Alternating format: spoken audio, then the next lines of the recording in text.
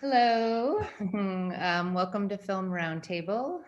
Today is March, I think, 13th, and we have a really nice, beautiful, intimate call today with director John Hillcoat and cinematographer Benoit Delhomme. The two have collaborated before on The Proposition and on Lawless. Lawless. Yep. And some music videos in the past. So, really looking forward to this conversation between the two of them. Before we get started, I just want to take our moment of silence to honor all of the 2,653,724 worldwide COVID deaths and the 545,544 in the US alone.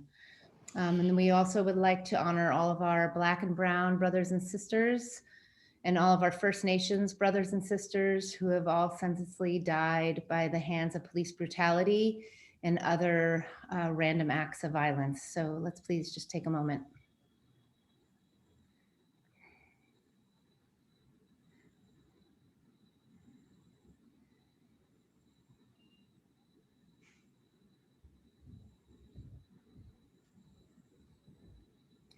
Thank you so much.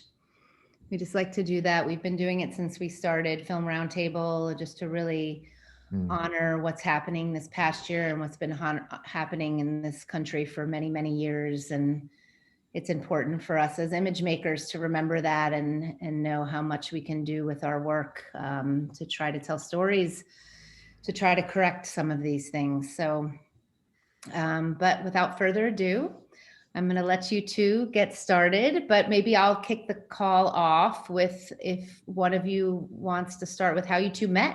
Like, how did you guys first start collaborating together? Wow. I don't remember exactly which year, but maybe 2004, something like this, maybe around this date. Got a call from my agent about meeting John Hillcoat, who I did not know at all, for a film called The Proposition. and she said to me, it's an Australian Western. So I had just finished like a Shakespeare movie and with Al Pacino, which was completely opposite kind of style. And she said, what about an Australian Western in the outback? And so I took the Eurostar and I met John in Soho in London. And yeah, I don't remember exactly. John, tell me more about it. Yeah. It was, I think I could have got this mixed up with another meeting we had, but I'm trying to remember where we actually met in Soho. I think it was like not a great place. I remember you were wearing a suit, a very elegant suit.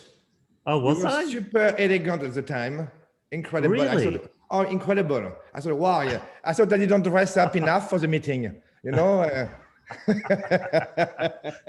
I must have just put that on just to make sure to try and seduce you and impress you and convince you that this was a good idea.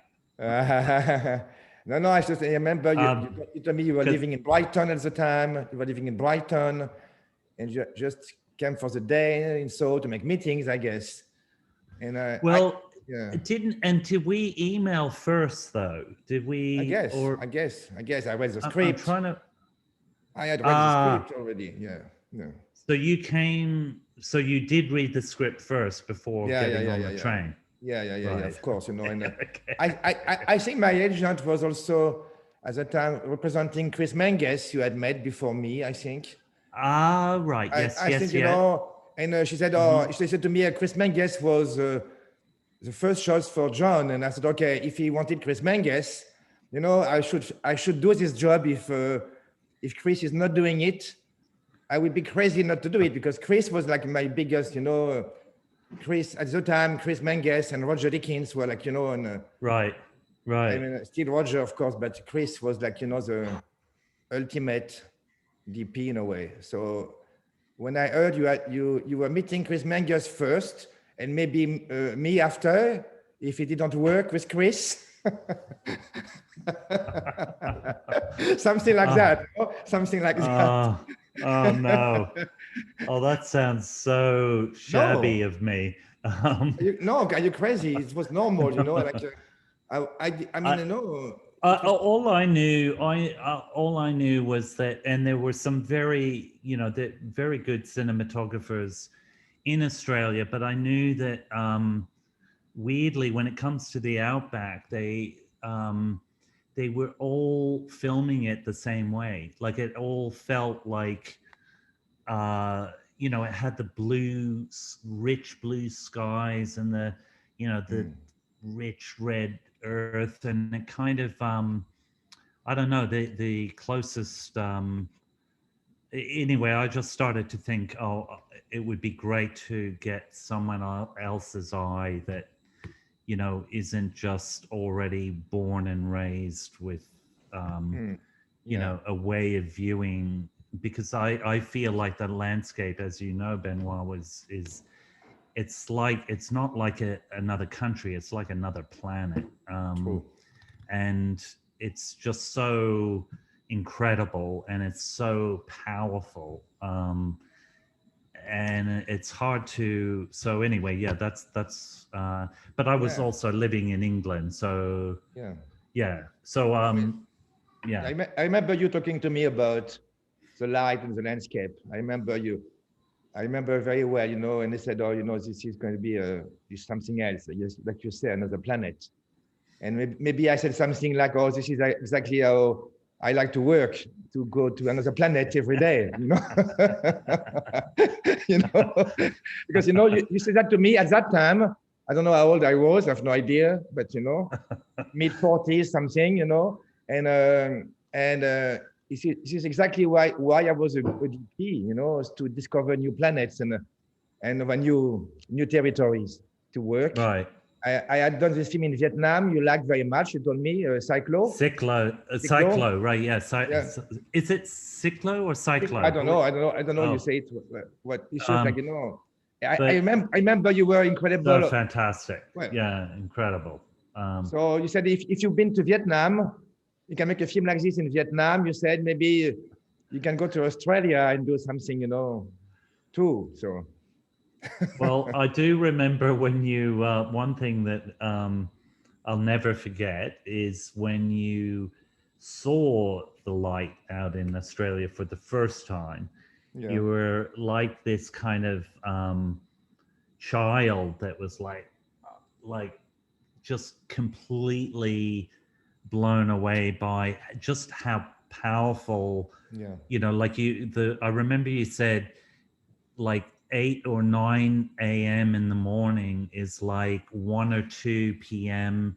at the height of summer, in Europe, so, and that was just as the day started to just get, by the time it was like, I guess 11 a.m. and then the rest, by the time you hit 1 or 2 p.m., it was like nothing, that you had experienced before, because it was just so powerful, right? I know. I remember being in the plane the first time I went to Australia for you. I never been before. I remember being in the plane, and I think even the moon seen from the plane was different. Right. I don't know. No, seriously. I remember spending all this time in the plane, and I thought, oh my God, where am I going? I was scared to go to Australia. I was scared. It was for me so, I'd been to Vietnam, and many different places, but for me going to Australia was very scary in a way. And I thought, okay, how is it going to be? And you're right, and the moon in the plane, I thought, wow, this is just something else. And I arrived in Australia. I was supposed to start the prep with you. I just remembered that yesterday. I arrived. I go directly to the office with my luggages. I arrive in the office, and everybody is telling me, Benoit, did you hear about it? And I was like, what? What should I know? And someone said to me, the film is stopping now. We've lost the money. The film is stopping. No? That's right. It actually, and because you had such a long flight, this is while you were in the air, like basically financing films, it's like a house of cards, and you know, one card that drops out, the whole thing collapses. And it was as surreal as there was some money from, it was all pieced together, but it was a chunk of money that had to do with some kind of government funding. I forget what they called it in England. There was a term for that type of money, but they were expecting, it's a pool of money that they use.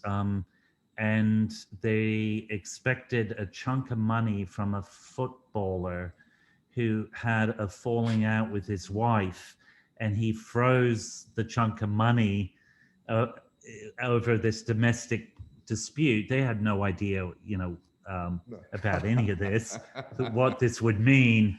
And as a result, that there was a shortfall in that fund, and then the fund couldn't put, you know, then we had a shortfall, and the others wouldn't make up the shortfall, and the whole thing collapsed before all this happened while you were in the air.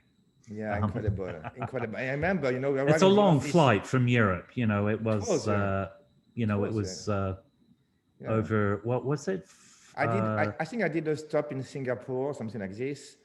And maybe I spent the night in Singapore, something like this. I mean, I guess. Yeah, I think it was like almost like, that's right. It was almost like 2 or 3 days. Yeah, so here. I arrived in Brisbane and yeah, I mean, you know, and I remember you were all closing the office, and I think we had a barbecue or something like this, you know, all together. So I met the team. And yet everything was being boxed up, right? Yeah, it was. I thought, oh my God, you know, I thought, oh my God, it's not like meeting someone in London and take the Eurostar back. It was like, okay. And I forgot if I went with you to see the locations at that time, or if I went straight back to Paris. I forgot that. No, what happened was it got even more surreal because everyone left, and I think because you had, you know, made such efforts to get to come to us, and you know, I had worn my suit to that meeting, and somehow I managed to get you all the way to Australia, and so we decided, oh well, let's just talk about the film, like as if you know, and I did want to show you locations and talk about it as if that at least we had the film together in our mind. We talked about it, and then, you know, see you later and some other time. And then, so we were sitting in the empty office of boxes for a day or two. Exactly. Now I remember. Now I get it. Yeah. And everyone else, you know, after that barbecue, everyone else had packed up their stuff and gone. Wow. So it was just you and me in this big empty office. I remember that. Yeah. Wow. Talking about the film that we almost made but didn't make. And it all went into thin air. Yeah. I think, you know, I remember I took it quite well. I thought, you know, I thought, wow. I was amazed you weren't going to kill me. No. But, you know, I thought it was a chance to go to Australia and to meet you and to start the process. But of course, I was disappointed. And I thought, oh my God, you know, what am I going to do? And but, you know, I thought, wow, great to be waking up every morning in Brisbane with the light already from Brisbane and having the most incredible breakfast in the world. You know, the best, I don't know what, you know, like a crunchy granola in the world. And I remember seeing the people on the beach in the morning in my hotel. I could see people walking on the beach very early morning. And that was one of the most striking image, I think, in kind of the mist of the morning with the sunlight, people with their dogs and walking like if it was like a kind of highway. Right. And I remember this very, very well. And because of course I was very jet lagged, so I couldn't sleep well. And That's right. Yeah. I remember walking on the beach and seeing, there's this crowd walking somewhere. I thought, what are they doing? What are they doing, these people? And so I thought it's a strange country. It is a strange country, and that was very. But look, that film had fallen over and so many times, and there was actually 5 years before you arrived. Wow. That of struggling to put it together, and the Australia, for a while there we couldn't get any support out of Australia, and at some point I scouted South Africa, and to film it, to double South Africa for Australia. But that's so there's a lot of and then so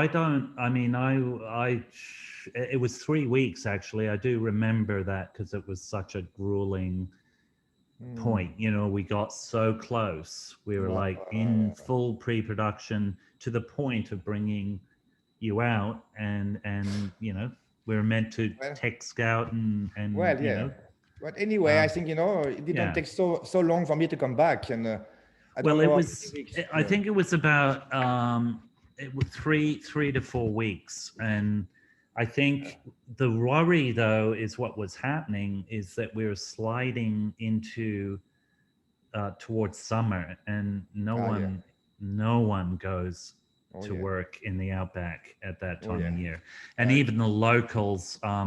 If you remember when we got to Winton, the locals would get up at sort of 4 in the morning, and then they would stay inside, like they would go outside at 4 in the morning, and by 11 a.m. they were all inside for the rest of the day, and then they'd come back out at about 4 or 5, when the sun. Whereas we were out there in that time that only insane people would. I can't believe when I think about it. I still can't believe we actually had safety meetings and a whole debate whether when it finally all came together, are we too late now because of the heat? Is it going to cause Benoit to have heat stroke? I know. So, and, all my crew, when I did all the interviews for my crew in Brisbane, remember that? I met all these kind of guys, the really good people from the film industry in Australia, and all my crew, they were all telling me, "Are you mad? Are you crazy?" They were telling me, "It's going to be flies everywhere on your face. It's going to be impossible to be on set during the day." They were telling me it's nearly impossible to live there, and I was just like, "What? I came from France to make this film. I'm not going to resign now because you tell me about flies." And all the guys were telling me, "Oh, it's very brutal over there. It's very difficult." They tried everything they could for me to quit in a way. All the crews I was meeting, they were really very active about it. And but I'm so sorry, Benoit. It was very hard to get. We had some great crew, but it was hard to get the right people together. There was just a very difficult film to put together, but of course it did come together, and the flies, I swallowed 6. I remember literally swallowing 6. I think that's the thing, you couldn't look through the lens with the net, right? At one point we all bought this kind of nets, special nets, remember?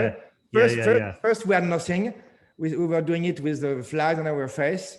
We tried to forget it. After we tried the net, which was not very nice to work to, especially at the time where through the Did real you life cut a piece. hole in the net so that I did. I tried to put some gaffer tape around it, I think.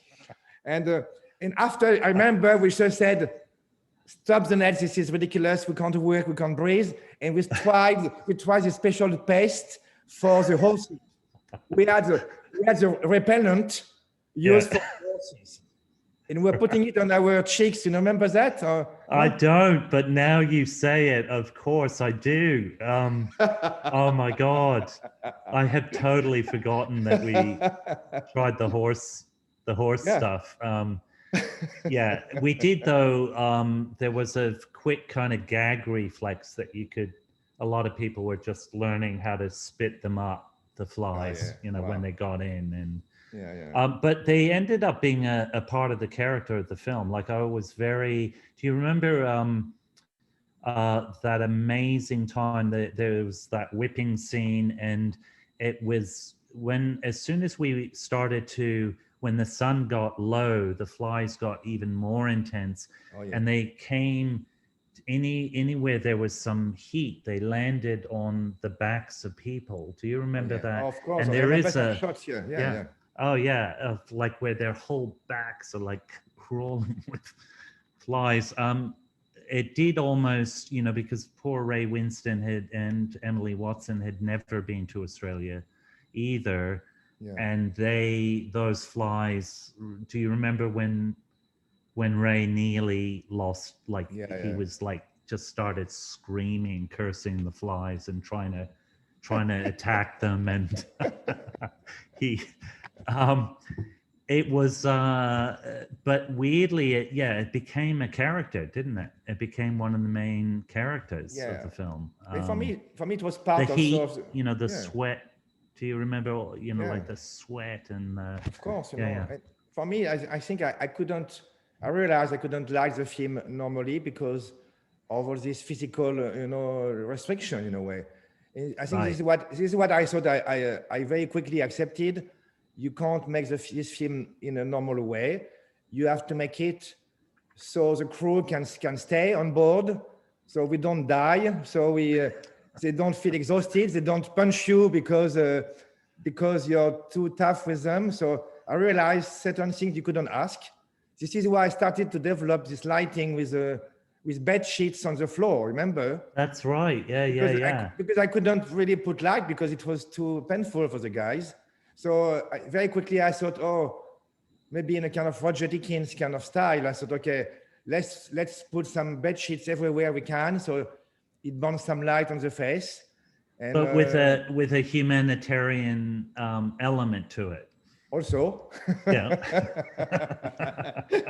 No, but it's true because people say, how did you like this film? And I said, I didn't like very much this film because my gaffer was staying in his hotel because he didn't like the outback so much. Yeah. Do you remember that? The older guys, the old gaffer. That's right. Yeah. It's like they didn't want to come to set. he was staying there because he was owning the equipment, I think. He was a very nice guy. But he was a super sweet guy, but he said to me, my best boy is more keen than I am. Yeah. So, and you know what? I said, okay, fine.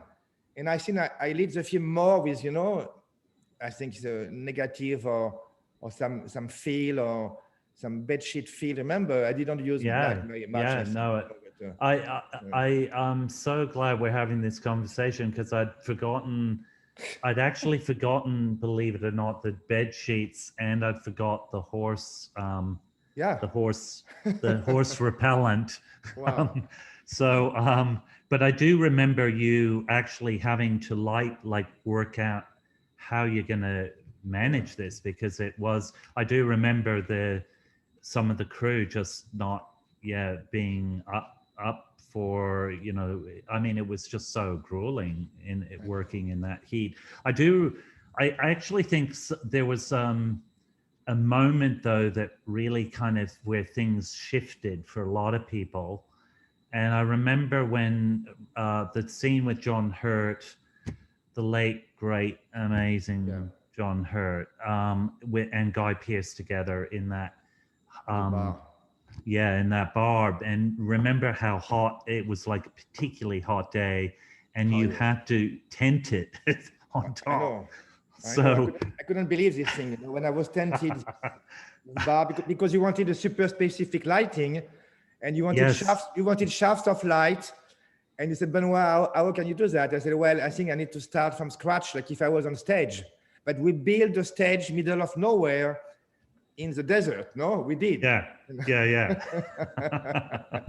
And it was, but what happened though, there was this moment where John Hurt, you know, we had a medic on set that was giving people like glasses of water that every like 10 minutes, and you had to drink it, otherwise that you'd be reported. And that was a good system, but the medic got very worried because John Hurt, remember how his veins were like just popping out of his face, and sweat was just pouring off. And you know, the wonderful genius, well, we had two other for me, the Holy Trinity was you, Chris Kennedy, and Margot. Chris Kennedy was the production designer and and Margot did the wardrobe. But Margot had all those original fabrics from the Victorian times. But of course, that was like wool and velvet and all these fabrics that aren't breathable, like, and just brutal in the heat. Anyway, John Hurt was pouring, and the medic came up to me. I don't know if you remember this, but he actually said, you know, he's gonna have you need to get John out of here. He's not gonna make it. And they were worried that John was his heart was gonna explode, and he was gonna explode all over the place. Anyway, we had to shoot Guy's coverage, right? Because we had done John's stuff and he had given it all, you know, how amazing he was in those moments. And then we did the reverse on Guy. So I asked Guy, you know, because it wasn't French reverse, it was over the shoulder. I remember because I had to ask Guy if he would, you know, I told him what the situation was, if he would be okay to let John go and just have a stand-in, you know, which is a bit unfair, but not really, because it, you know, and Guy's, you know, was like, of course, you know, we're all worried about John. And then anyway, so as I was trying to usher John away, he asked me what I was doing, and then I told him, you know, like, we're all worried about you, you know, and then he said, look, you know, he spent half his life in Kenya and in the summers, and he said, I don't want to go in a cooling tent. That going from cold to hot is even worse, and you need to, he said, I'm just acclimatizing here, and I'm here for Guy. So what I couldn't ever get out of my mind is that when we shot Guy's coverage, John off camera was like I was thinking, oh shit, we should have had two cameras, because he was giving everything. And and it amongst it really kind of do you remember that you know, because that was one of the most grueling sort of moments, because we had to tent in that heat. It was, I mean, and somehow it sort of shifted, like people just, the actors were like there for each other. Everyone became kind of like, you know how those extreme situations, everyone will just rip each other apart, or completely come together. And it's incredible. I think it was, it was. You know, when you say that, John, I am in the bar again. I am, you know, listening to you, your voice, describing the situation. I'm mentally there. I am in this kind of black box, you know, like this tin box, really, and with all my lights, you know, on every window. This time I had to light a lot. I had like a big 18K on every small windows. Remember that? And, I'm back to it. And I remember I used one of the first G-Bomb with a remote head on this scene. You don't remember that? Oh, yes. Yes. That's right. And it was crazy because, you know, you don't bring something like this in the Outback. Yeah. And I remember struggling to get John's performance with this small G-bomb, and it was so intense. Yeah. And those lights, you're right, those giant lights, and because the sun was like blaring out, and it was like, it was incredible. Well, but I should have done it differently. I should have done it with mirrors. It was my mistake, you know. I've done it, you know, mirrors. with mirrors instead. Or, I did not know at the time. I should have done it with mirrors. It was a bit crazy what I've done, but you know, I've done it. well, yeah, but we didn't have mirrors, Benoit. No, but maybe I should. I could have had mirrors. we had a truck full of lights. We didn't have any mirrors. We did. I know prepping it was. You know, we had also pretty extraordinary time. There was one moment I remember. It was very bizarre. We had to rush to see a week before shooting the last location, and we picked you. We came to your place to pick you up. Don't tell me about this.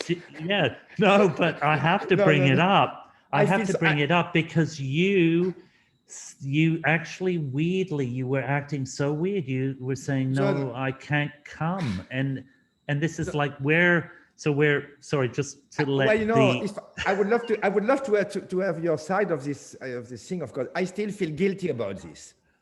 Oh no, hang on. I do. No. Can I tell you why? Yes, please tell me why. Because you know, I remember. I think I agree. It's one of the most important things which happened to me in pre-production on a film. In a way, I think that moment was incredible.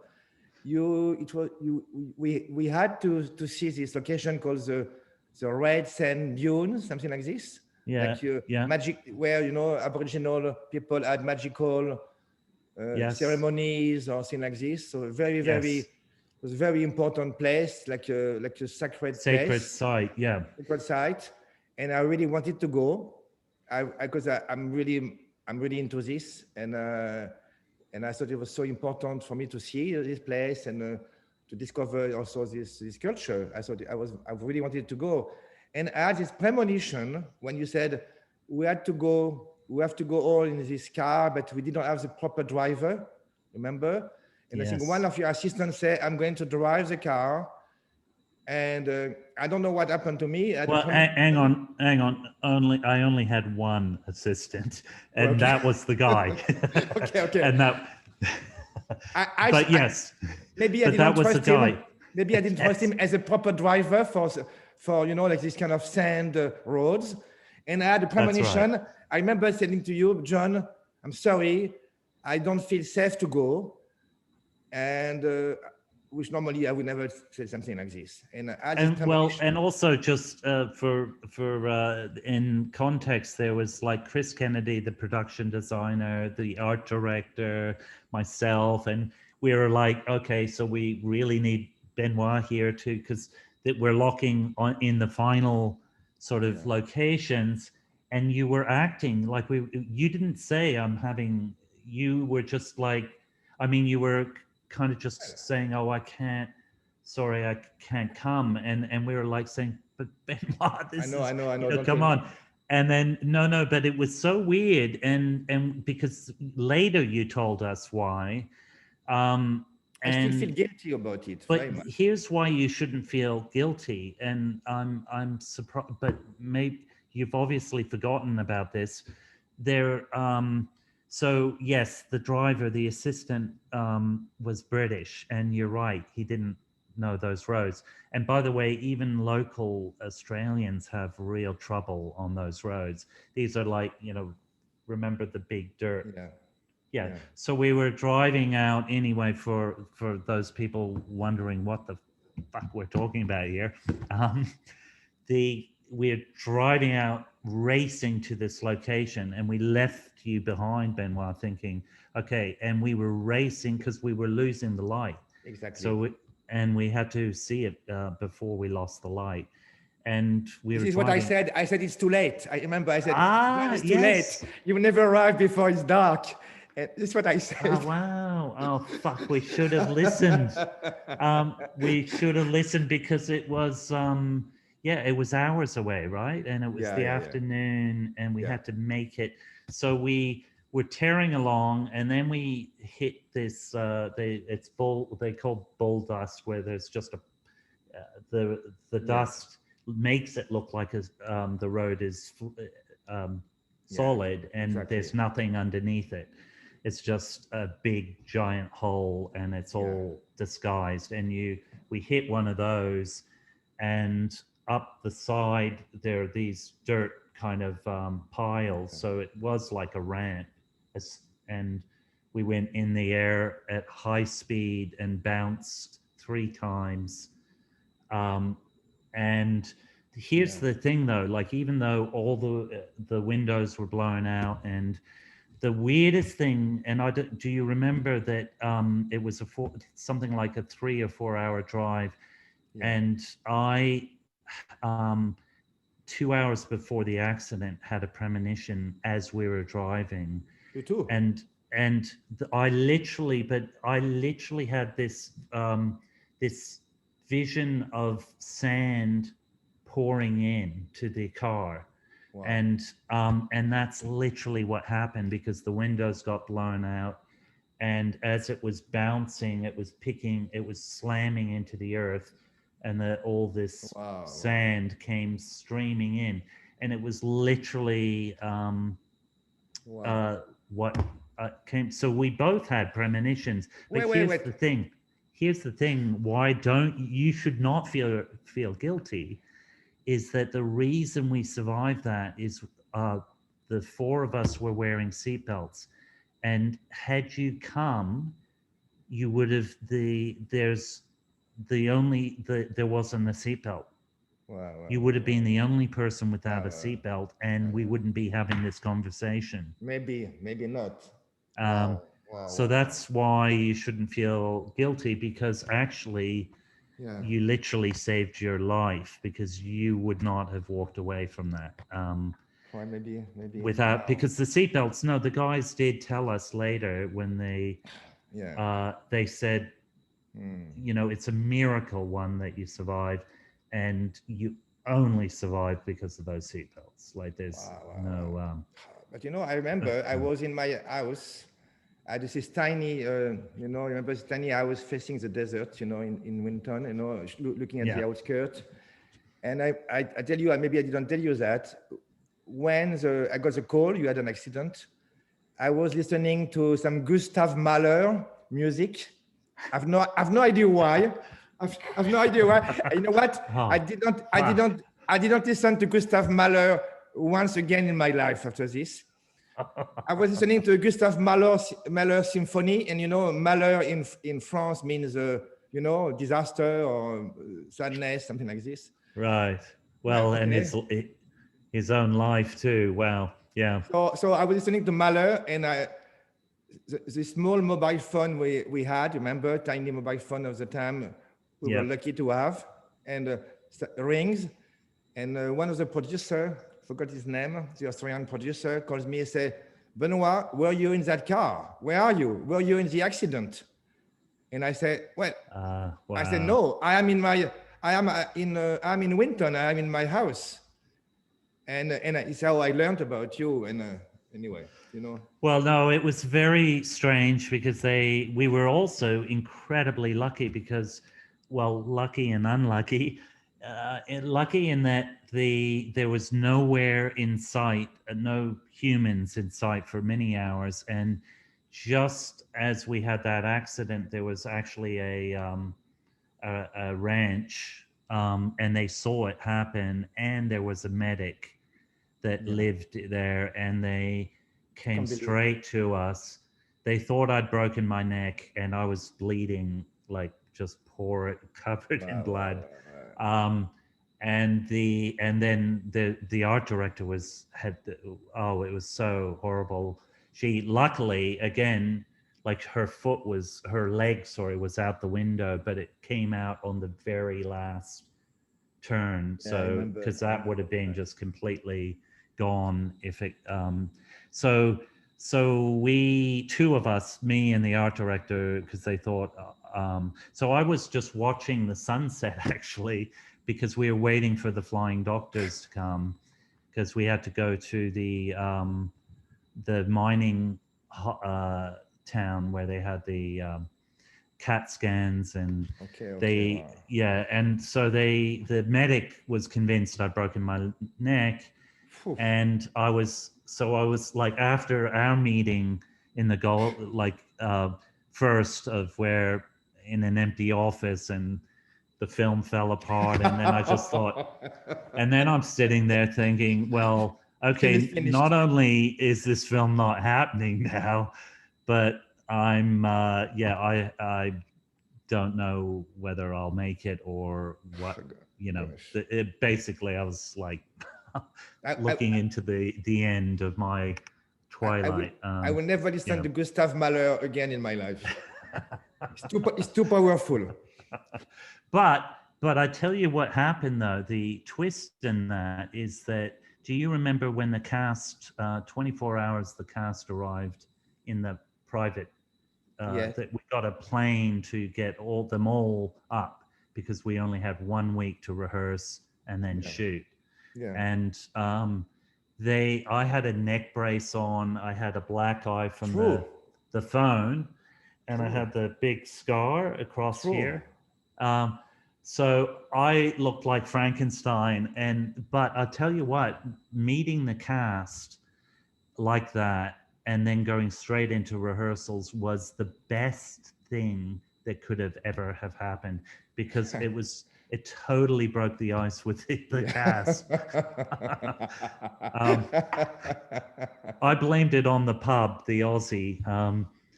Do you remember the Aussie, the pub that? Yeah, of course. Yeah, where if you walked in it, you'd get beaten up. Yeah.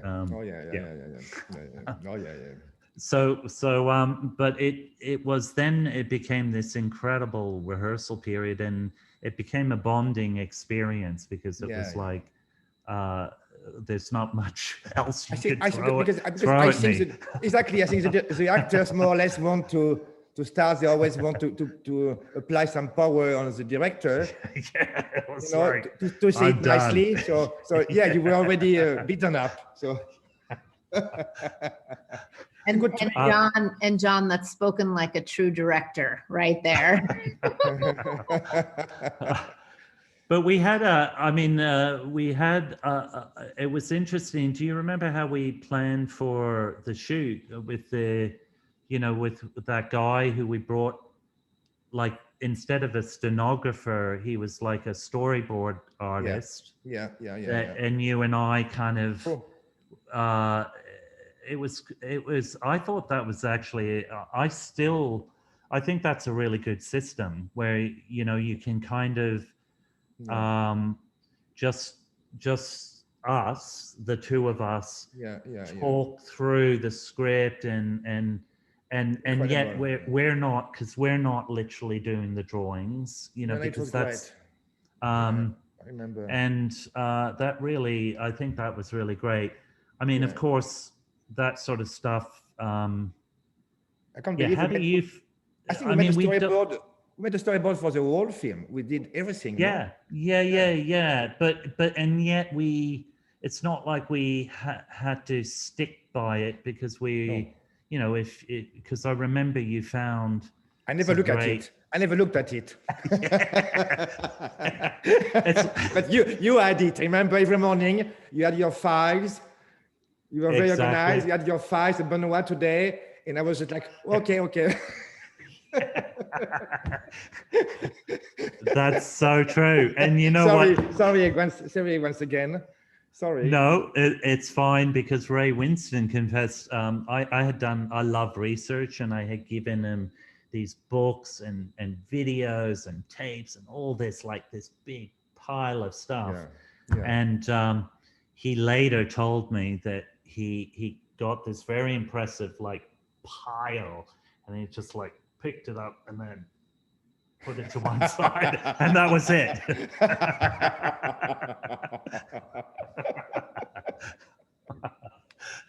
So yeah, but that's perfect. Yes, okay.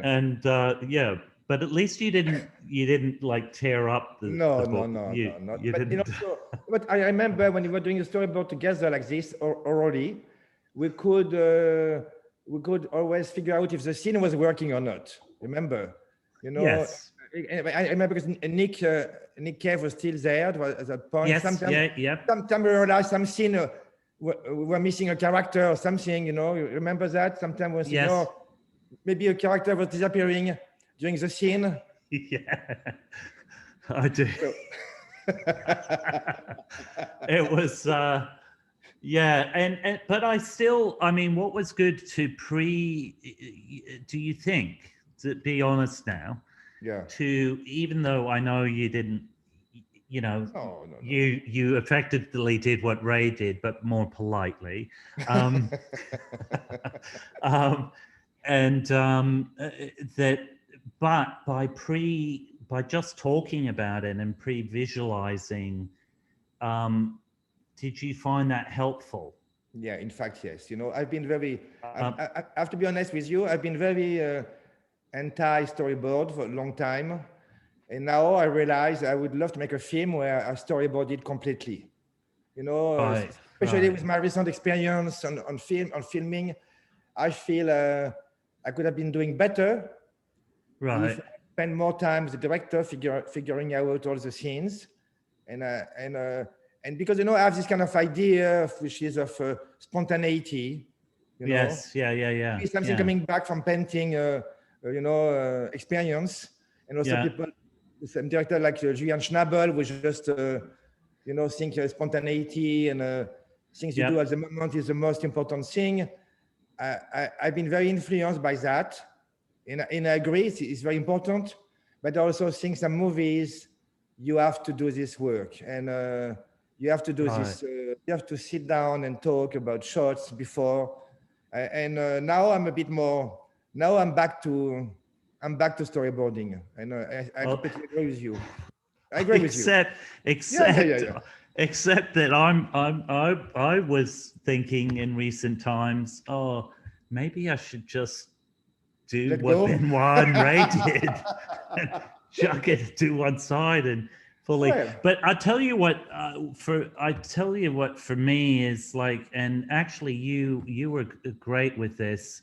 That when we remember because there'll always be certain situations, because when you're on location and also your actors, you know, you're physicalizing it, things will change, there'll be certain things that come up, and that final sort of dinner scene before these guys burst in.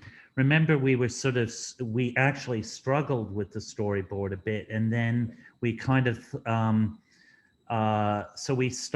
there were moments where we really did need to put that aside to just see how it would unfold, right? And find the way of shooting it in the moment. And yet there's certain things that really stuck, like that idea of one part of, like, for instance, in that whole sequence, there were certain shots, like the idea of following, that trip outside the house after all that mayhem.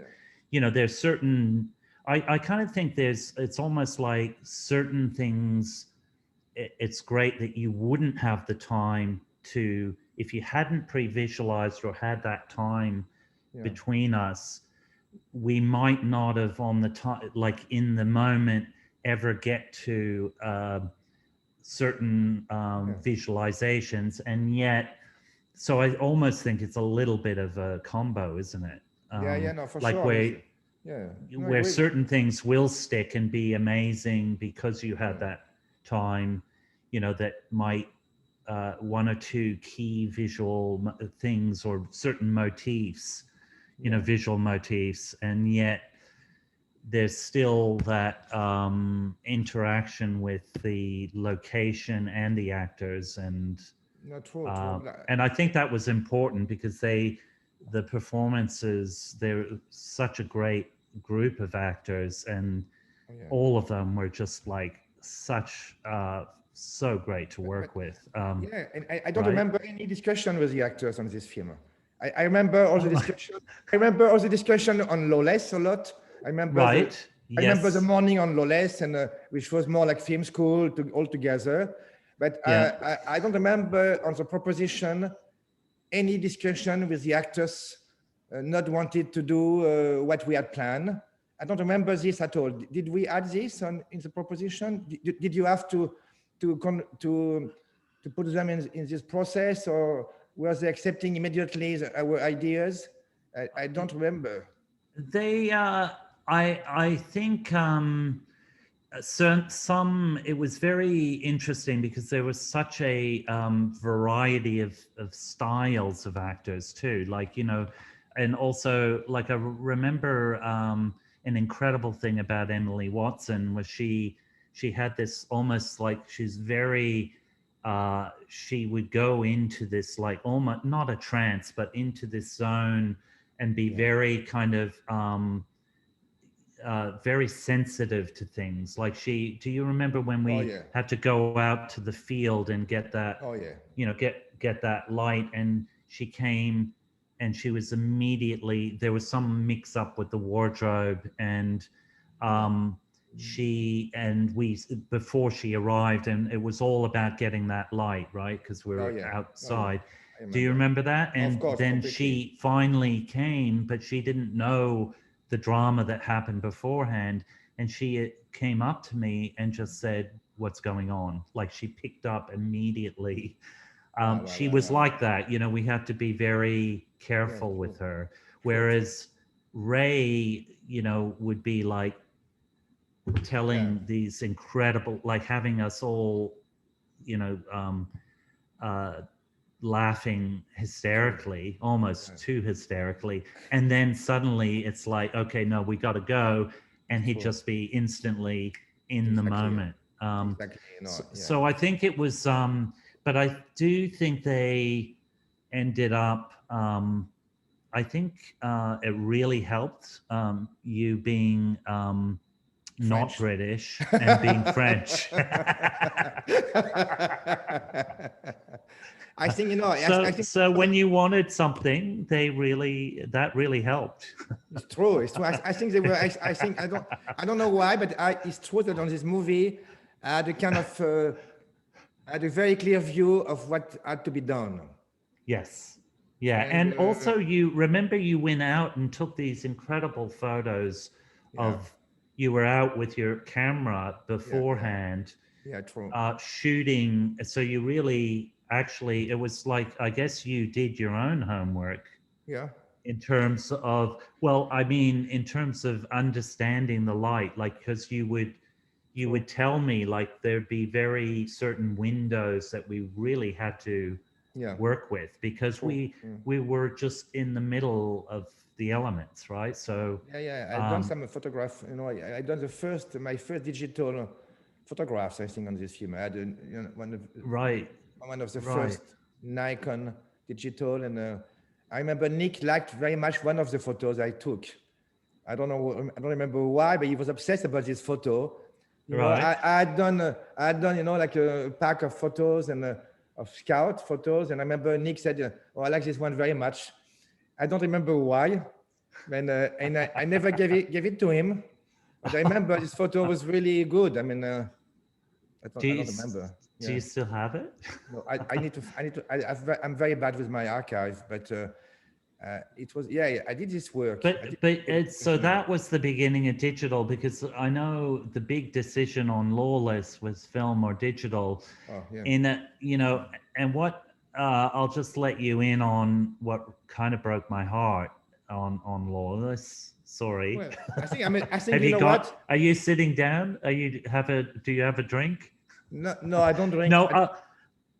What I loved most is, do you remember when we shot it all digitally, we finished it digitally, but do you remember we did a film print, and when we saw that film print, how great it looked. Oh yes. And it was heartbreaking, like you know, like everything that the Weinsteins touched in my, you know, experience was just a total fucking nightmare. And at Cannes, what happened was I said to them that they had to have those prints. You know, they were, you know, for that screening, and they said, of course, and they assured me over and over and over. And do you remember what happened?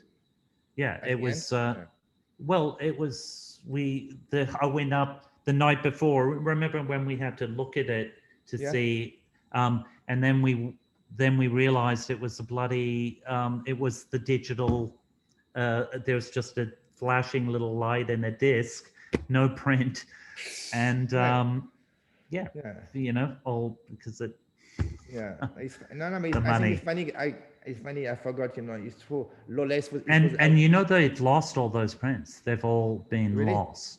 Yeah, there's no, and they've never been screened. But it's true. To It's any you, me, and Jonathan are the only people that laid eyes on that print, and the people at the lab, they've never been seen, and they've all been lost.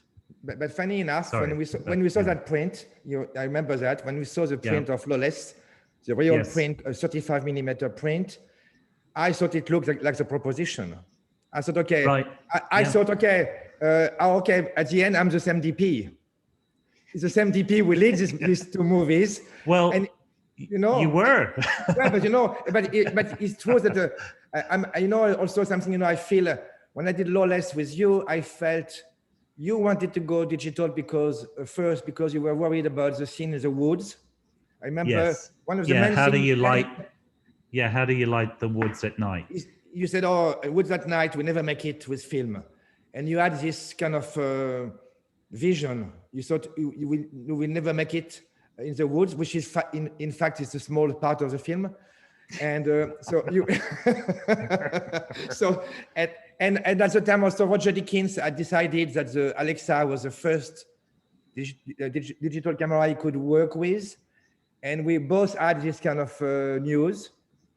And of course, because we kind of revere his work a lot, we thought, okay, we love Roger is saying we now we can abandon film, we can.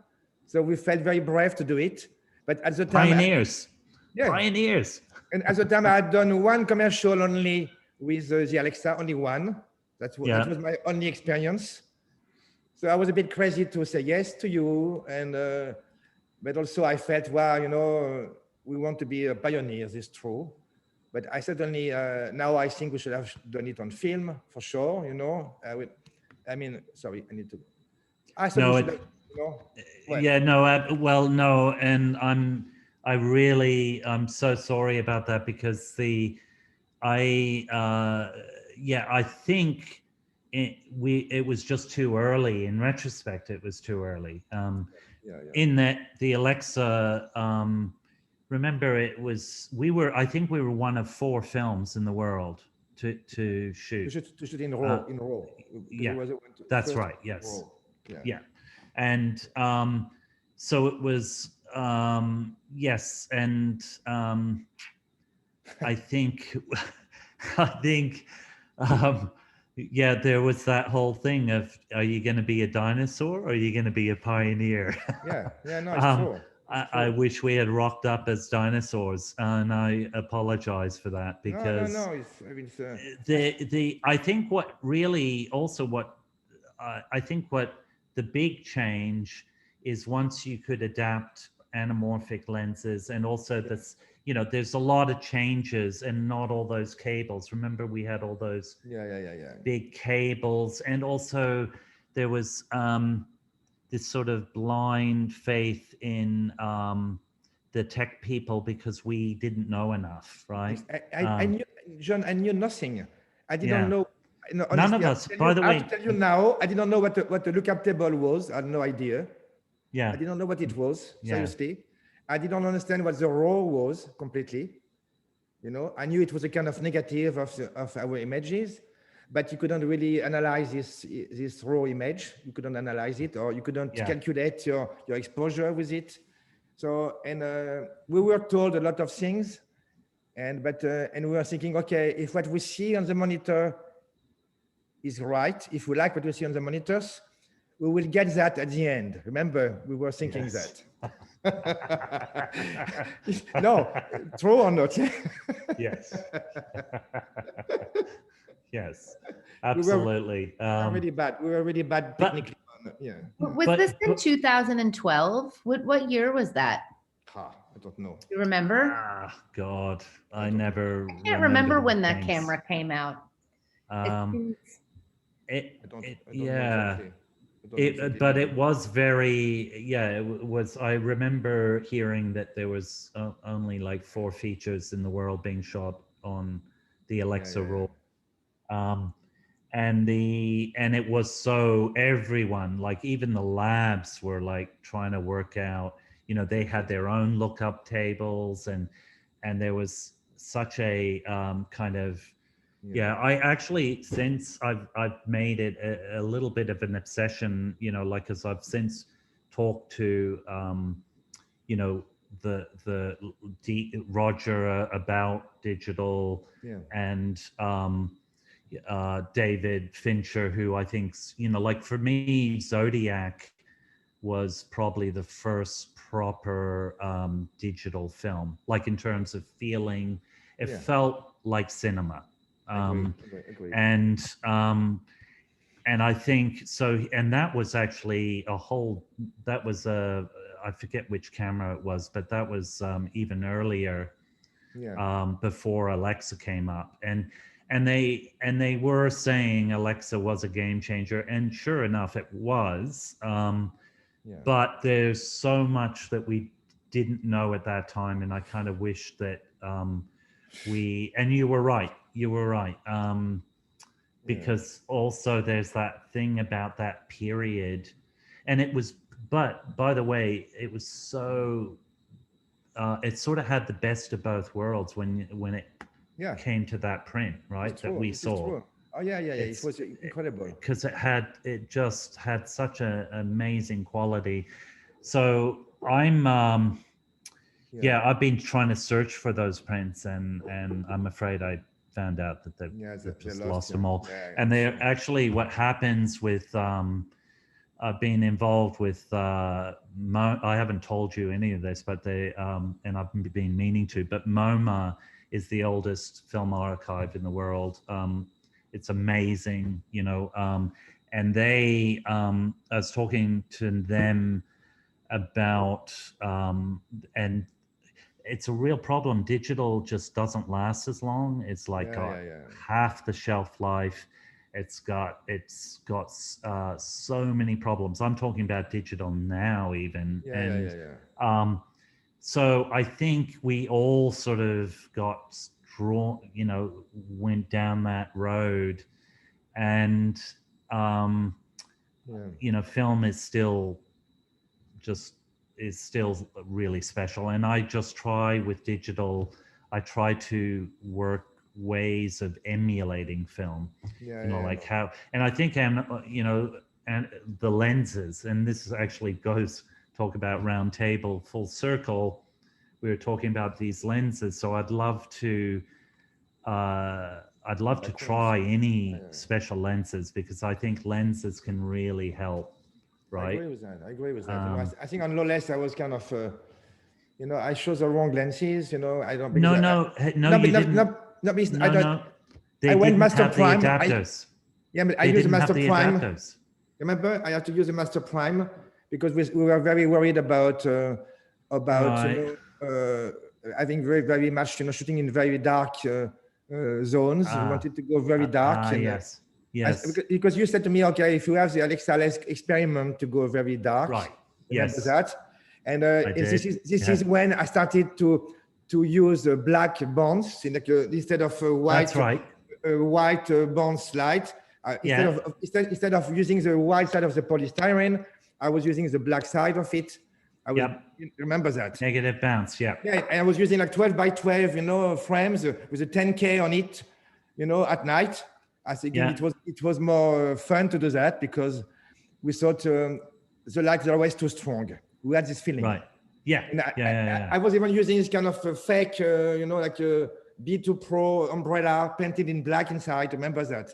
You know, Yes, I yeah. make a custom one because you told me one day, all the fill light is too strong for this camera. Every fill light you bring is too strong. So during it was very true because I think we had the wrong lookup table. So we had no idea we could have put a less sensitive lookup table to preserve the No, but I also found out that at that time that we shot, the Alexa had it didn't even exist, the ability for an adapter for anamorphic.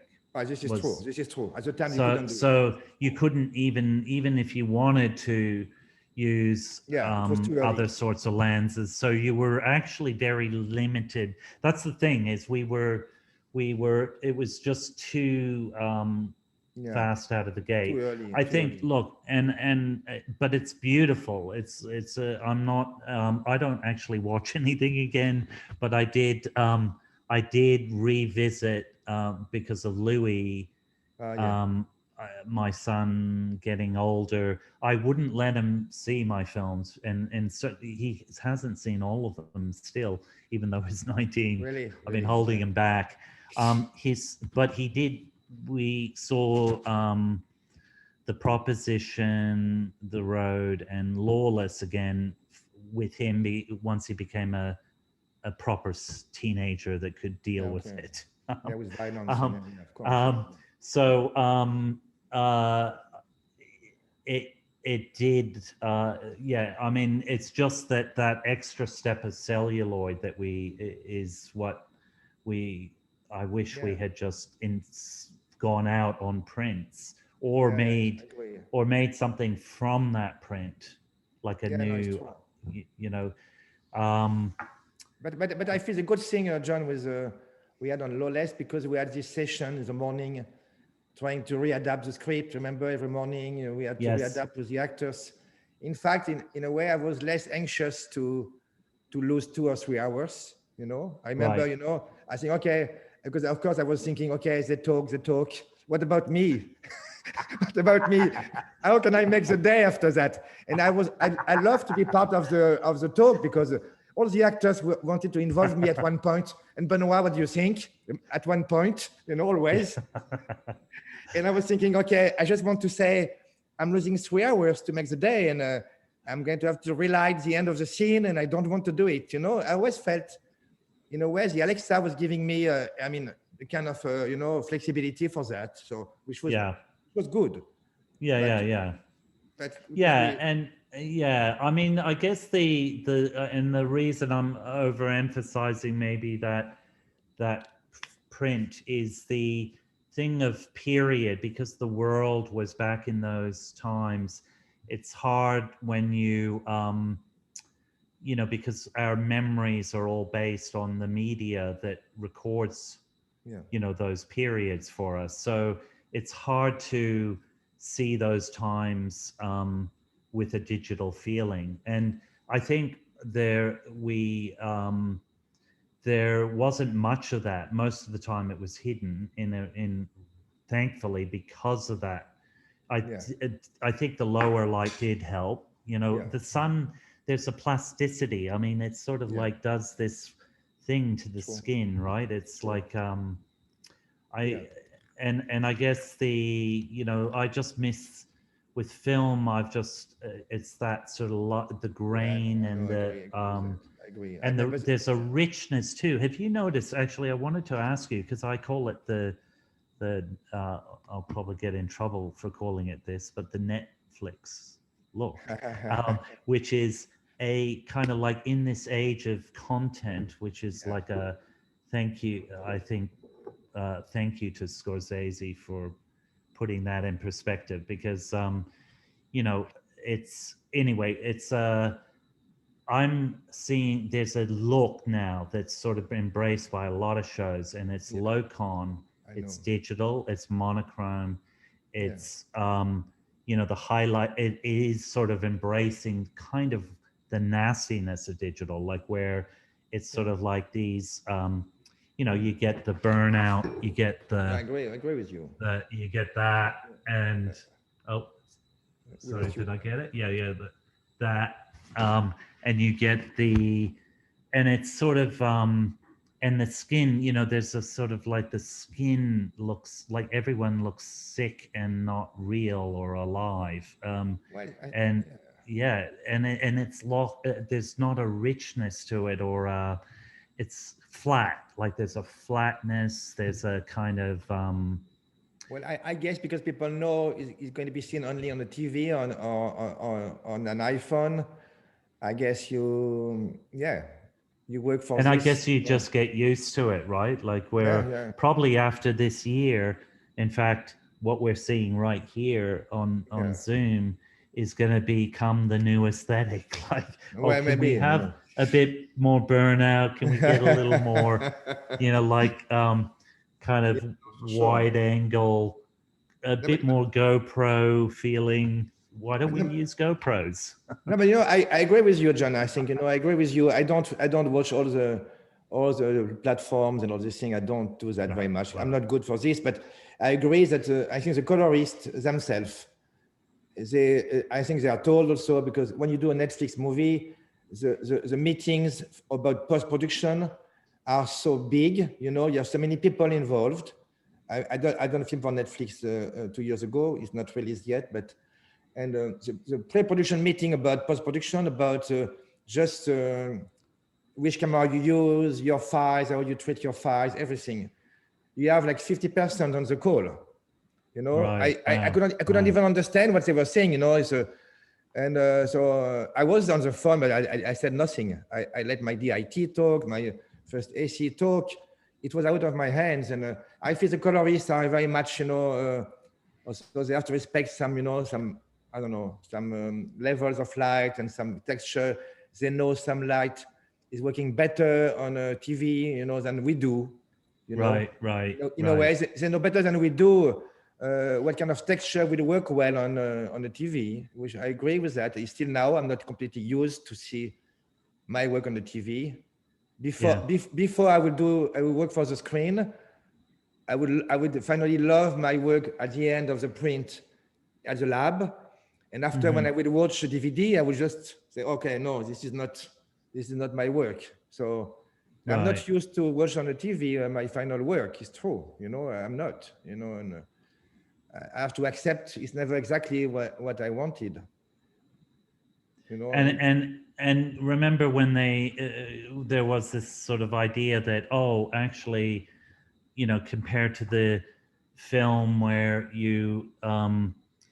the prints are all different and the projector lights are, at different levels, and then, once digital comes, it'll all have this like Kubrick-esque uniformity where you can protect the quality and everyone can see it. It's the extreme polar opposite of that. Like there's but look, I know there's a lot of also, there's definite improvements, and it's not, by the way, this aesthetic that I'm talking about isn't just Netflix. It's actually, it comes, from computers and these things. And I just notice it because I don't watch that much either. I'm trying to, actually, I have tried to catch up on a few things over this period, but it's a strange time. I think there's also, but I do think there's a desire now to try and get a bit more cinematics in that TV space, right? We have to, I think we have to. Yeah, because, there's not much choice, right?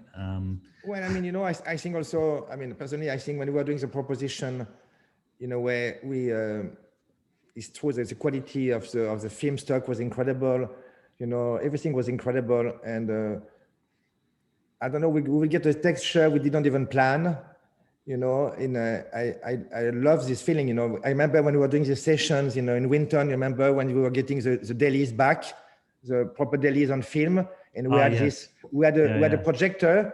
We had a projector in a small, in a school, I think. We were projecting in a school. Yes. We were projecting ourselves, the dailies. And we had this kind of magic thing, like, you know, of the beginning of cinema, watching the dailies with all the crew there sitting in the school, and you know, you get used to your image in a different way, and this we completely lost that. You know, I remember talking after the dailies together with the crew in the dark. You know, I remember going home after, and it's completely different to watch your dailies like this. You got something? Sorry, I just realized I got a warning. My battery's about to run out. I forgot my power cord. Hang on one sec. I'm just gonna run for my. But do keep. One second. Important. Yeah. That's a conversation we've had on Roundtable a few times with cinematographers. We had a fade-in on with Jeff Cronenweth and Eric Metterschmidt, and they were talking, and Faden and Jeff were talking about like the last time they had films where they went out, you know, they'd wrap camera, then they'd go see the dailies, the first AC would come, like, you know, it was an extension to the day of like really fun sitting and seeing what you just shot the day before and how much they miss that. For me, it was the most rewarding experience. You would be very tired. You had a full day. You would drive to the lab, or you will, like in Paris, for example, you would drive to the lab. Oh yeah. I'm just talking about things, the dailies in the past, you know. And after a full day, you drive to the lab. You drive yourself to the lab for 1 hour. You arrive at the lab. You're exhausted. You see the dailies, and suddenly the energy is back, and you will lose all your, you know, tiredness. You will just say, okay, recharge, like your computer, you know. No, but you will get recharged, you know, like by seeing the dailies in a more communal experience, not like being scared in front of your computer that the dailies will be too dark and you're alone to see that. This is really a bad feeling, and you don't know what to say. If you are with everybody, watching the dailies, and maybe the lab printed things a little bit too dark, it was different. Suddenly, when you watch on your computer, you say, "Oh gosh, they put too much, you know, blue, too much red," and it's not the same thing. I thought the communal experience and the talk after was helping films a lot. You know, you could reposition the film every night. Every night you could have the talk to the director, to your team, and say, "Okay, we should do more of that. We should do less of that." You know, I remember having this kind of conversation in the dark after the screening, and it was very, very useful, I think. Absolutely. I mean, I also think that there's a real shift and difference of where everyone's got screens now everywhere on set, and they're watching, you know, the full, clean, detailed image. And they're all off on their, and there's something, that leap of faith too, of like where when you were rolling film, you know, have we got it, you know, and the focus level, like, whereas it's like, I mean, sometimes it can be a real advantage with digital of just being able to go again and roll and all of that. But there's something like, I remember hearing about Godfather Part 2, that it was shot on something like 250,000 feet of film and using 3 lenses, but mainly 2. And then you think the average film today is millions of feet of brushes, and you know, giant kits of, like, you know, dozens of lenses. So there's something about the focus that crews have, and that I think, well, it's also to do with the technology in general, because I mean, look, focus just in our daily life now, you know, is being challenged in that way. Our attention span and the you know, this economy of attention, trying to, you know, get attention, and everyone's, you know, that's why I've given like I don't, you know, I can appreciate social media platforms for work purposes or whatever, but it's Yeah. Yeah, I am struggling with these the impact that some of this technology is now having Well, on I us. think for me, the only good thing with social media is just to be able to show my painting work. That's I mean, you know what? This is the only use I'm doing yeah. it with it.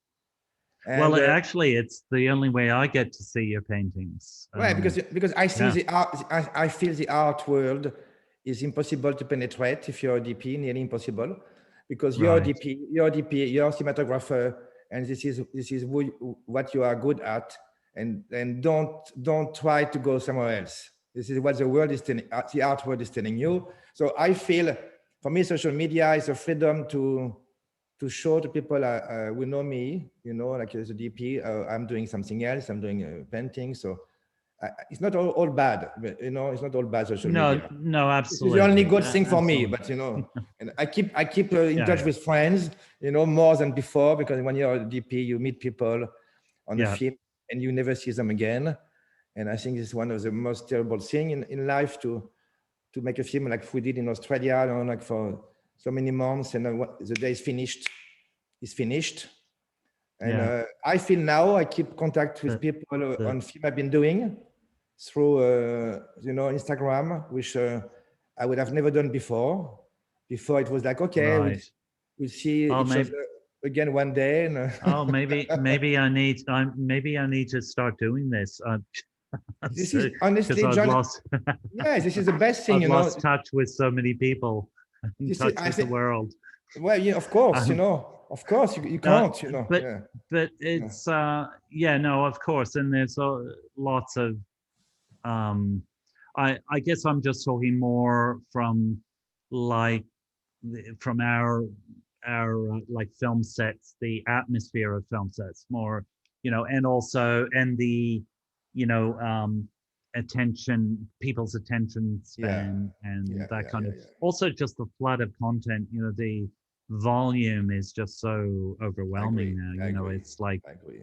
uh and then algorithm, look, algorithms are benign, like they're perfectly harmless. Yeah, It's the data that's fed into them, and the data basically is going to have some kind of bias within the data, and as that data keeps being fed in, it does create that kind of echo chamber thing that people talk about, because what the biggest thing that it does is it never throws in something that hasn't pre-existed, that you haven't clicked on, yeah, that is thinking beyond, yeah, which is why and to know that now, I think HBO's was the last one to not use algorithms, but I think basically everything's gone algorithm based, like yeah, where, yeah. whole. So I think it's a little bit of a tough, I know.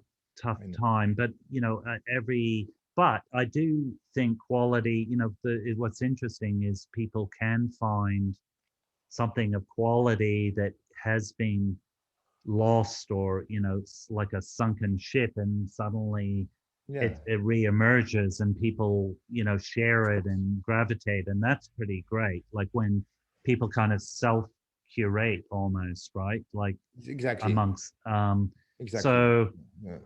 so Yeah, there's pros and cons. I don't want to sound yeah, like yeah. I'm just No, no, like no, no, but you're right. I think if I was a director, I would certainly feel that much more than being a cinematographer. I understand that, I completely get it. In fact, when you're a cinematographer, you're in a way more flexible, going from one thing to another, and you have to navigate. We navigate more than you do, right, because we can. right, I think we make a career from so many different things, and we don't need to be so consistent and coherent like you are. I think in a way, we're not responsible for the content, and right, right, I choose only movies when I can completely tell the story. I can't make a film if I don't get the story, if I'm not passionate about it. But it's not, as a director, this is you telling the story.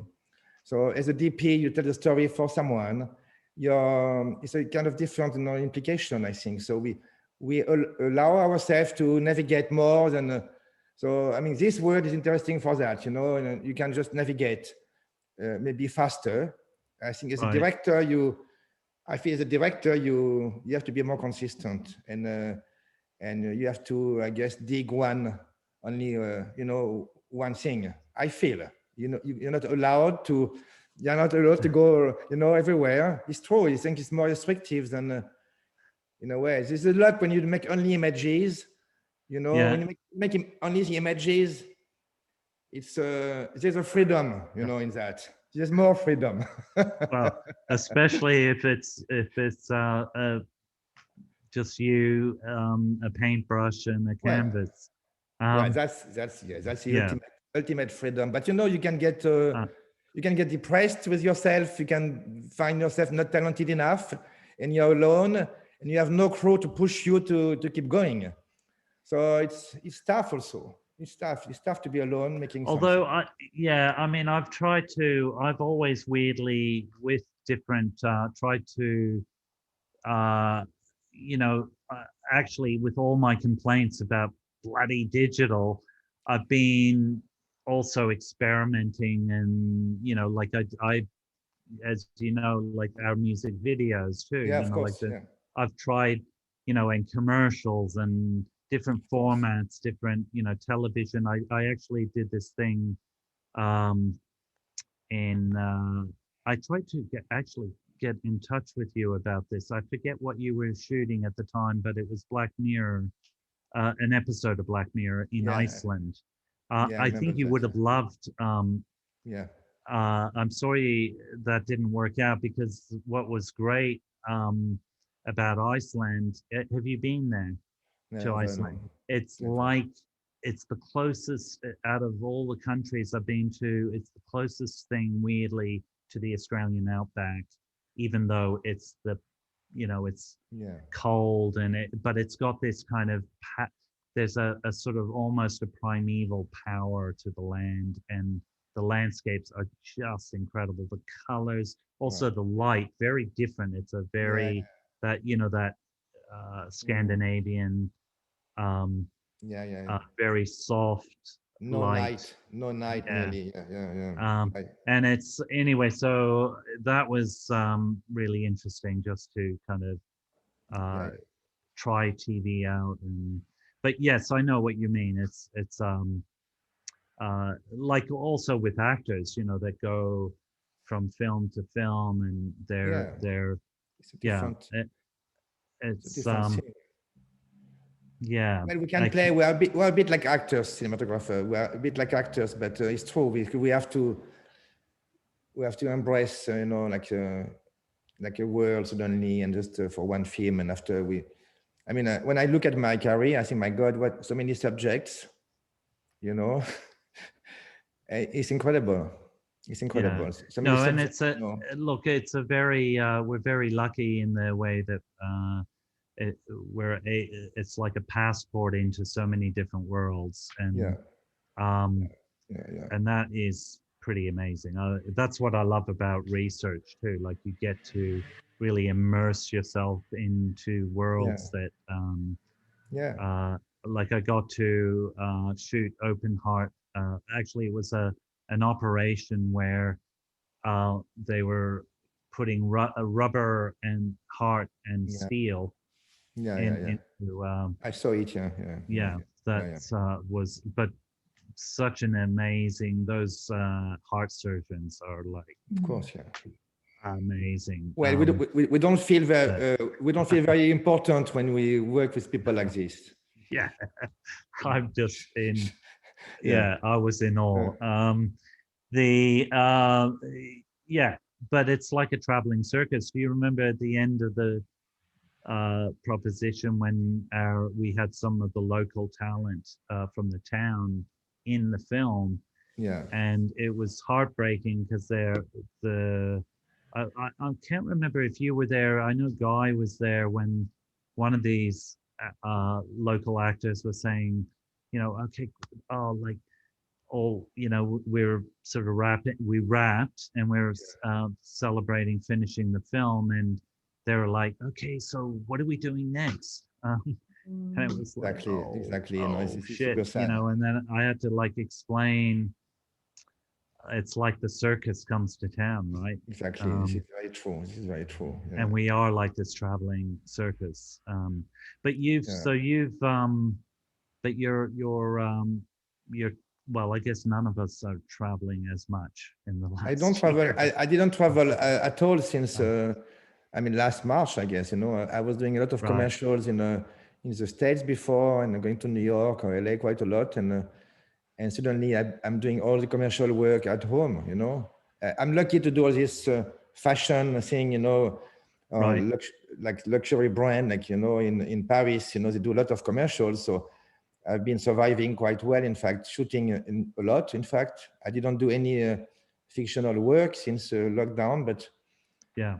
I've been doing, like this, all this fashion work, which are now they're shooting every month, every week, and every season, blah blah. So it's non-stop. No, but you can't really. I realize you can make. It. Well, you can make a life with this kind of commercials. You can, because it's Sure.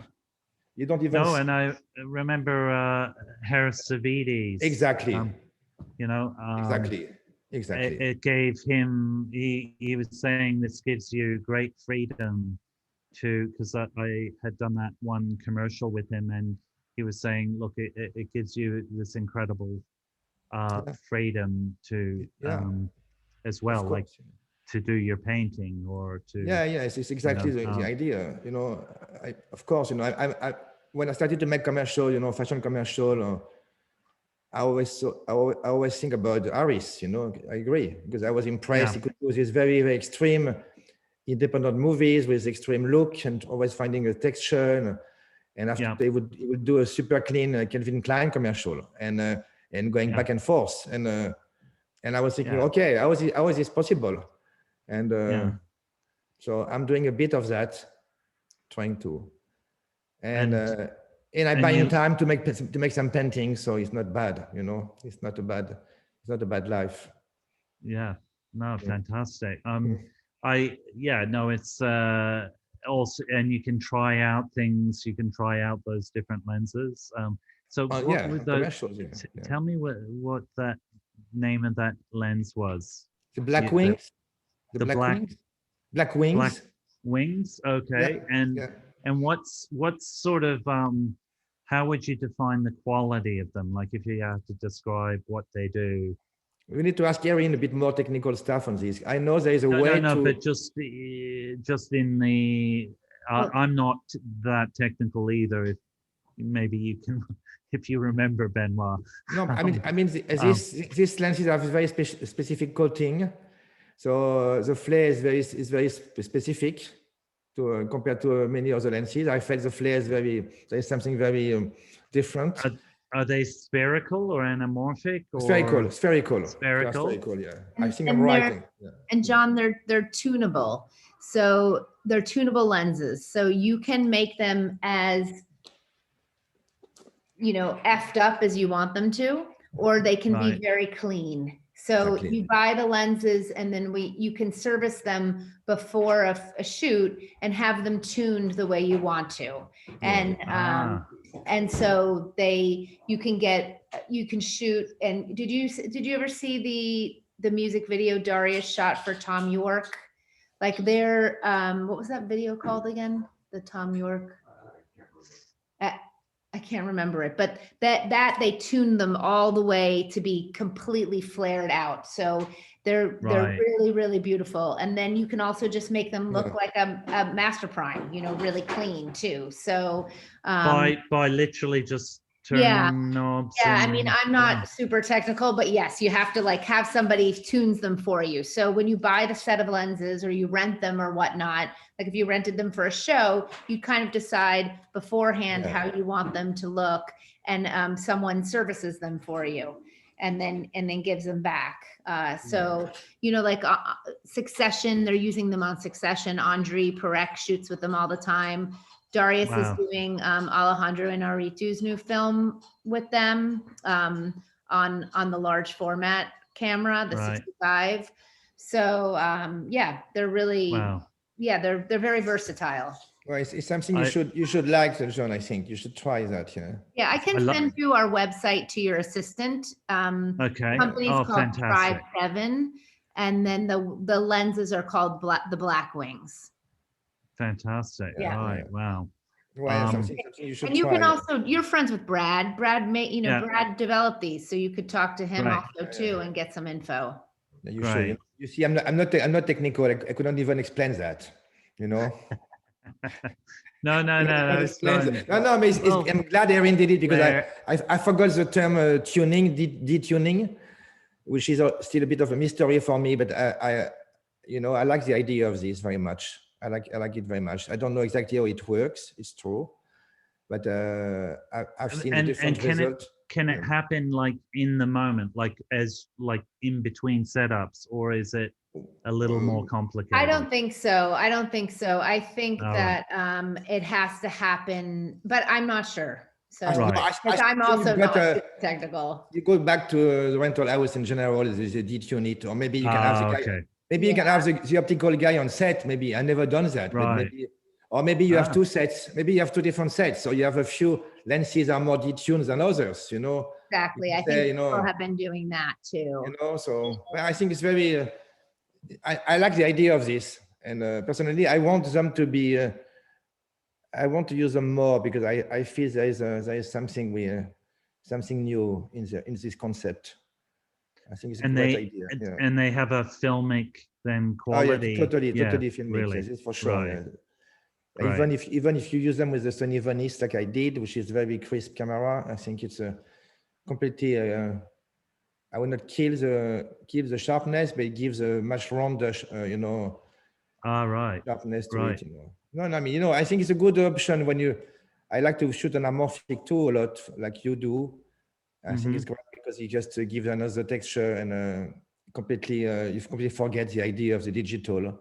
But I think, this Black Wings gives you something more filmic for sure. Do you remember when we had the I wanted to really get messed up lenses, so we got those Russian Lomos. Lomo, yeah, of course, yeah, I remember that. But then one that was like you could never even focus it. I remember when we did this commercial in Thailand together, no? When Thailand we we had the Lomo anamorphic on this. Yeah. Well, it's but yeah, so I've got to learn about the lenses more. I've got to learn to get that look back. I'm determined. And so Benoit, you're settled. Do you have any plans to I mean, what's happening now in France? Can I just ask on the it's not too bad in France. I mean, not too bad. We don't vaccines and all that. I'm not old enough to get the vaccination. Right. Not old enough to get it now. So maybe not before 1 month or 2. Right. I think so. So I'm doing commercials, mainly commercial now with a mask and like you did, shooting. I guess. Shooting with a mask and the visor and. I don't have visor. In France, they don't do visor. They just do the mask. All right. So most of the time it depends. Well, now Australia's been very fortunate, although there's now just today we heard there's the English variant has broken out in Brisbane. So that there's another breakout, but they're tiny. They track and trace it and control it. And we had 50 days, I think, without any cases. So wow. 50. Wow, that's a lot. When it first, the first wave was like for that and the visor. But it's I didn't go the vaccines in Australia, they've really messed up. They have they invested in the wrong one, and So Yeah, Australia's been handling it brilliantly up until this point, except for no, I see, the I see. vaccines. Right. But I'm hoping, yeah, I mean, America, we're gonna, Louis is in college, so we're gonna try and get back there with the vaccines. You know, Okay, of course, yeah. Yeah. that's Well, yeah, I hope so. um, yeah. No, I don't really want to make another movie without the vaccine, to be honest. That's why I'm. Yeah, and I'm with you on that.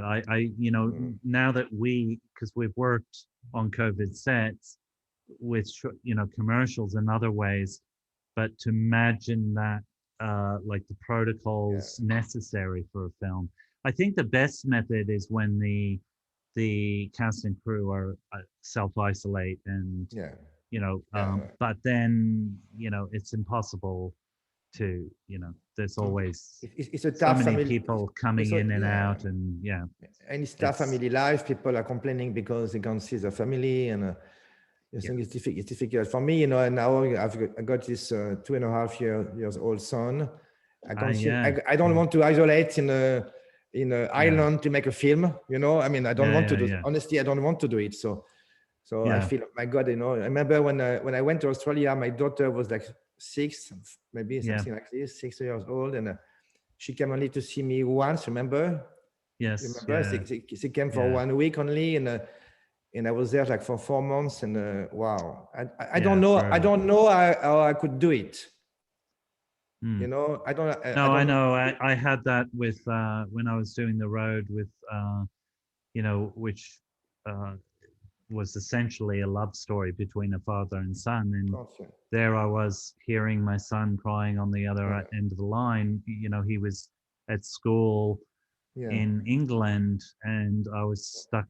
You know, so I actually, that's why I've moved. I've tried to move where it works best. You know, but it's the problem of I actually think that's the number one problem for our filmmaking community. It is. I mean, is anyone that has family or kids, it's really tough. I don't know how I was able to go to Australia without my daughter coming with me. I don't know how I've done this. Sometimes I feel, my God, you were a monster. You don't realize what you were doing, and I thought everything would be fine. I don't know, you know. I don't know how I could do it. We are monsters, Benoit. Yeah.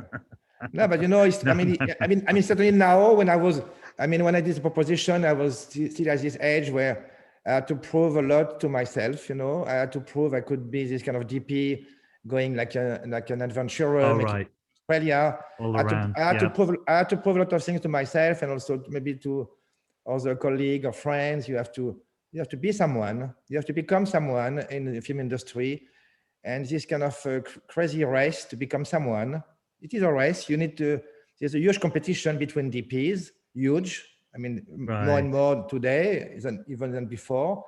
But you know, you say, okay, I cannot say no to this job because of my kids, you know, and it's crazy, you know. Now it's true. Now I don't want to do it. I think I'm old enough to think, okay, I have a child 20 years after having the first one. And I completely see things differently, completely. Completely. And it's helping me to be a painter also, because I think, okay, if I say no to a film, it's a chance to develop something else. You know, before it was like you miss a film, you would just, when you say no to a film, you stay at home for 4 months thinking, I made a mistake to say no. When I said no to you for the road, I had to live with it for so many months, John. You don't know. I had to live with this, and I felt really so bad for so many months. And I said, my God, I love the script. The story was so incredibly profound and essential to tell, and I didn't have the courage to go with you doing this. And, you know, I felt so bad for so many months. You know, you do. When you say no to a film, it's tough, it's difficult. So, well, we are always divided, you know. It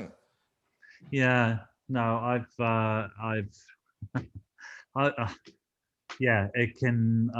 I torment Polly by being very open about films that I've turned down that I really should have done properly.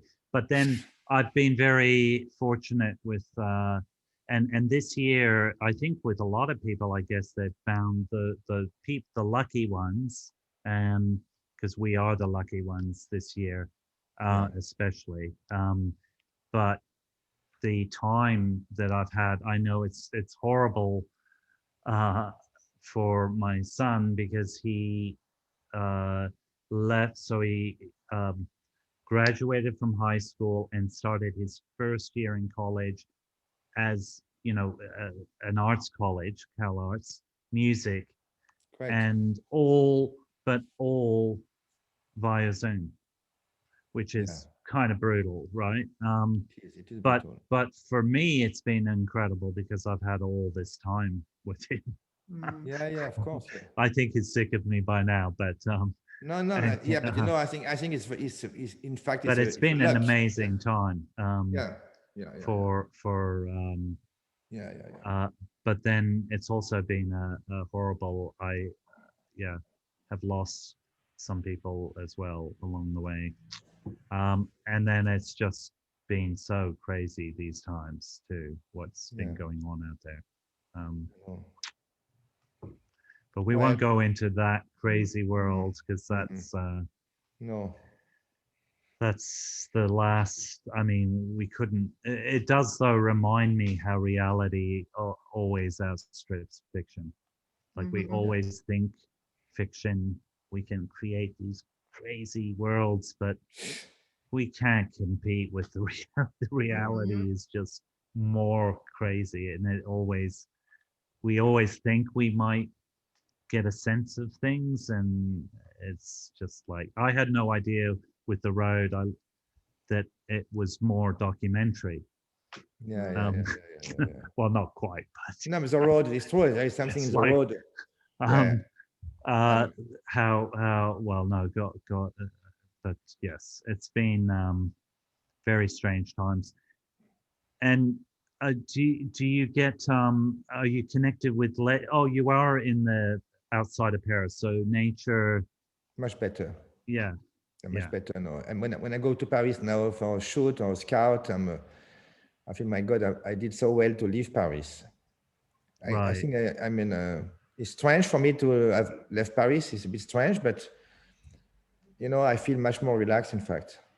And much more relaxed. And when did you leave LA? Because you were in LA for a bit. No, I never lived. I never lived there. I always been there for shoots. So I never, I never lived in America for long.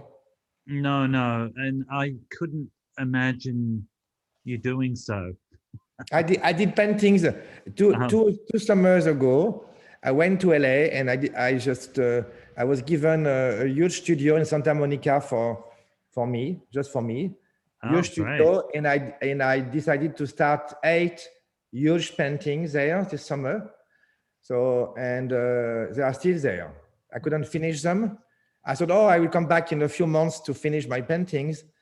And my paintings are still in a huge loft in Santa Monica. So if someone wants to buy them, it's fine. They are all there. They are in the States. They are ready to go. They can be finished. Yeah. You know, paintings are never finished. They are finished when you decide they are finished. So I could go back there, you know. It's funny, when I made my paintings in LA, these 8 paintings, Schnabel asked me to send me photos of them. He said, can you send me a photo of what you've done? Because he's kind of, he's mentoring me in the painting world, which is incredible, a teacher like him.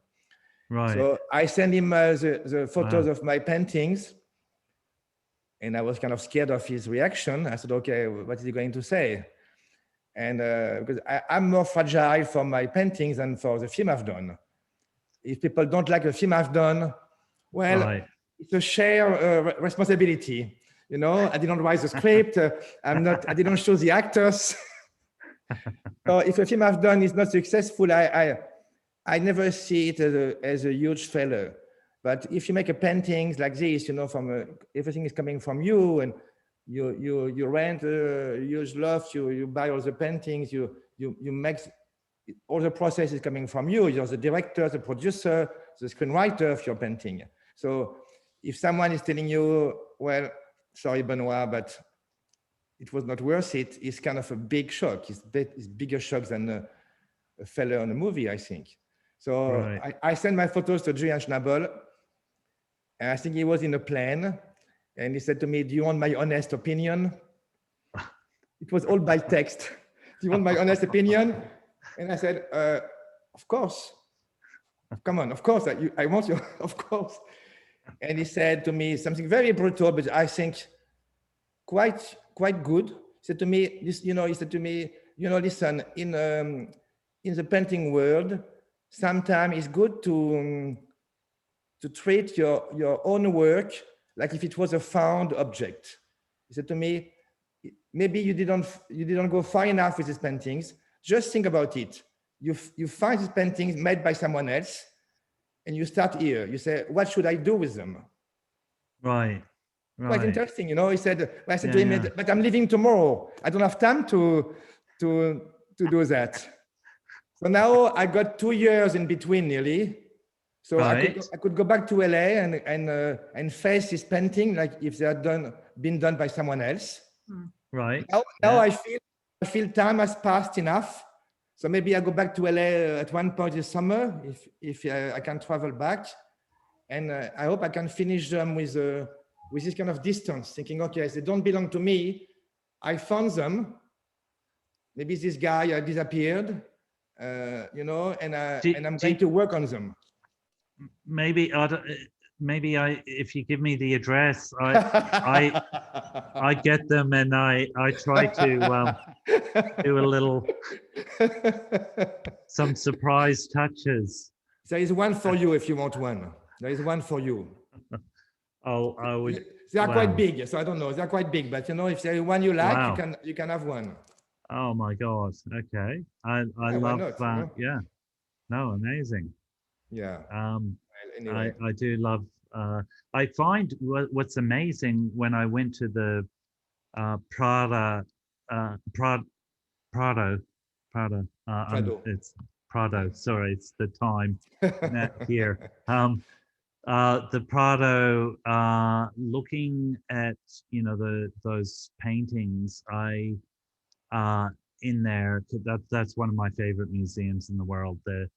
That some of the paintings are more real than any photographs. Yeah. It's incredible. Like that you can feel the life and the personality of the individual, and they feel more real than any kind of photograph. It's quite amazing. I was like, and weirdly, as soon as you see them reproduce, like on screens, it doesn't have that power. It doesn't have that effect. There is nothing worse than a photograph of a painting. Right. Yeah. There's nothing worse. No, but honestly, I tell you, if you are Picasso, it's okay. You can see a photo of a Picasso, but seeing a photo of a Benoit Delhomme painting, then what do we do? Your stuff online, Benoit. I like seeing it on Instagram. Yeah. What about Instagram? But I know, but I just, it's okay. Instagram is it's less precious. It's tiny. It's a small thing. It's okay. It's not precious.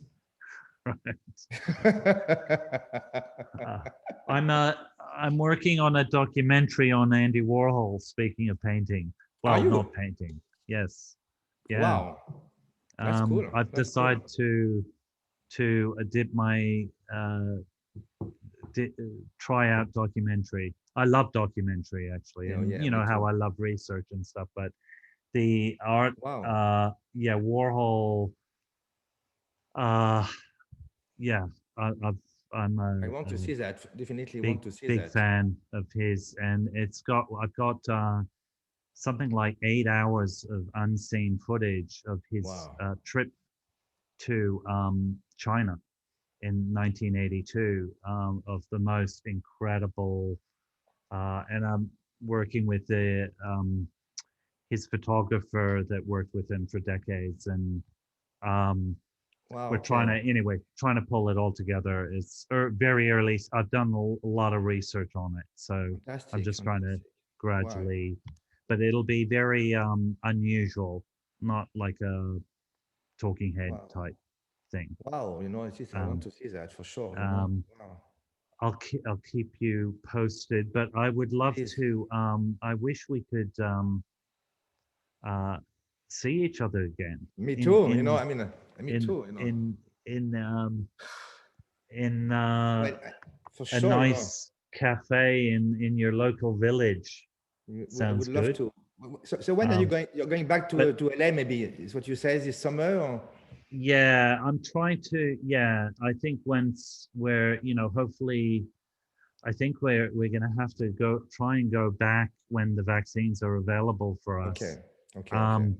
Because the problem with the vaccines that they've got here are they're the Oxford ones Okay. that aren't good against variants. They've also the news. Okay. They have all sorts of issues with them. I think France actually Maybe. tossed them out because there's so yeah, I'm going after the Pfizer personally. Okay. If I get a choice, which I probably won't. Well, I would love to see you for sure. But I don't like you. I don't want to work on a film without the vaccine, and I think the vaccines are gonna really help shift things. Hopefully. Yes. But it's a long process. I think there's a lot of things that will have changed permanently. I think the streamers, that's it. They've this idea of Cannes. Remember when Cannes was like, cinema? And it's like, excuse me. I think they've changed their brief at the moment. But look, I've been through a lot of, we've all been through changes of mediums, and you have to roll with it and discover the strengths and, go after those strengths, like retreat in a beautiful countryside of Paris and paint. Exactly. Exactly. I We've feel lucky. been on the phone for a while. You guys, yes, need to. You guys need to circle back together and keep catching up. You have so much to talk about. I told you, Irene, it could work well with John. I knew that. I knew. I rave on. I think I've lost my. I'm starting to say weird things. Or no. This conversation's been amazing. But quickly, I'm going to just show off my daughter's painting to you on the phone, which I know Benoit is probably not the best way, but look at. Wow. Her work is really beautiful. Wow. Isn't that beautiful? No, it is beautiful. Yeah. Wow. Yeah, she does really, she's really great. Yeah, she did some paintings. Very expressive of those characters. Very much. She did some paintings, like I said, for Rachel Morrison, and Rachel sent her a book by Alice Neal, because that really, really resonated with her. She's really great. I'm super proud of her. Fantastic. So she should keep going, because this is it's a good thing to do. As a young, how old is she? She's just 15. Yeah, this is good. I was also doing tour guide work in art galleries when I was that age. Wow. It was volunteer work. Yeah, that's a really good idea. I mean, well, hopefully galleries, they are going to open up. They're open, and honestly, Rhea spends every weekend at the museums here. Her and her friends, like today, they're going to the Met. They get time tickets, because everything is, need time tickets for everything now. But they go to different museums all the time. It's really been a great way for them to actually get together socially and get out into the city and get on the subway or the water taxi and head into the city and go see art, which has been great. And they just go again and again. So, the Met you could go to probably every day for your whole life and probably not see everything. For sure. For sure. Yeah, So amazing. it's been a good time. Like you said, there's a lot of blessings in this last year, you know, a lot of hard times, but also really so many, you know, just being quiet, right? And with yourself and not busy, and all of those things are just, you know, it's life-changing. Yeah, This is true. Really like. yeah. I think a lot of people have reevaluated things, like what really is important. Totally. You know, Yeah. like what's worthwhile, and what do you know, so what not, like a lot, because so much of us get caught up in this, you know, all this other stuff, and we, you know, lose track of time, and we lose track of a lot of things, really, that so I think it was a great way to refocus people. I started retiring from the film business about 4 years ago, and so I'm pretty out of it now, like other than this and a few other things. But I say that's a caveat that we're talking about very, very lucky, privileged positions, because it's also been a total fucking nightmare for so many people. So, of course. But yes. And I just think connecting with humanity in general, right, in this time, and like what we can do to give back and be of service. And I think I got into you know, I've probably been more involved in politics than any time in my life, in terms of, and Zoom call communities and all sorts of stuff.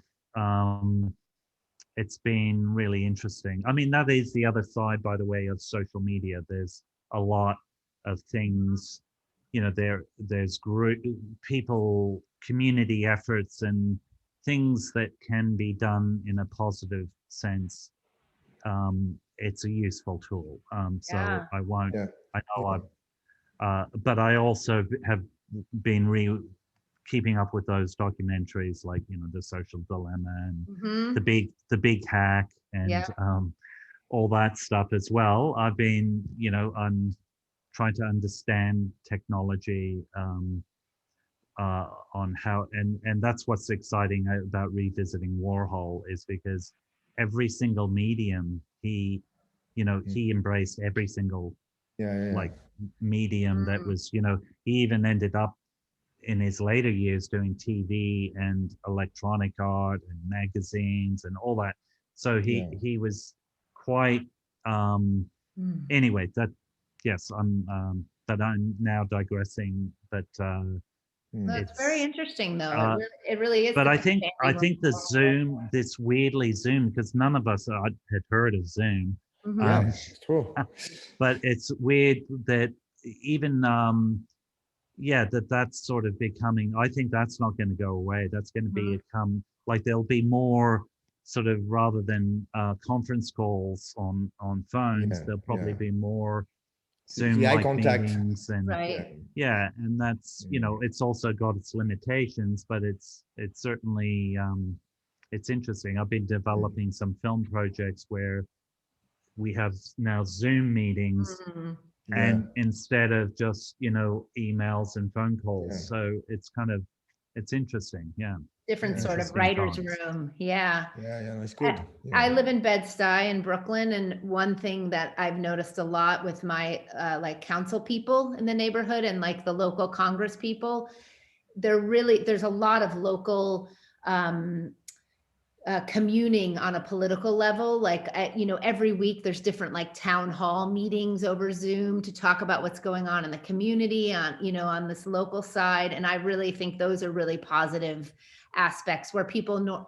I think before this, they wouldn't have necessarily gone and met at the local church or the local community center to talk. This way they're home, they get on Zoom, and they're able to talk about what's actually happening in the community and what needs to change. And, you know, to me, though, that's the way our world is going to change, is if we start to act more locally, you know, because then global, like, it's like that bumper sticker, you know, think globally, act locally, you know. I mean, that's kind of where we need to be back, and how we need to work as a society. And I feel like that this past year is kind of, brought us to that in a quicker way, because we've had to communicate. Well, the in these crisis, ways. the crisis Yeah. made us, go there. And Yeah. I think you're right. The stakes are just so high, and Mhm. it's just, we have to, something's got to give, and Yeah. it's got to change. And so absolutely, Yeah.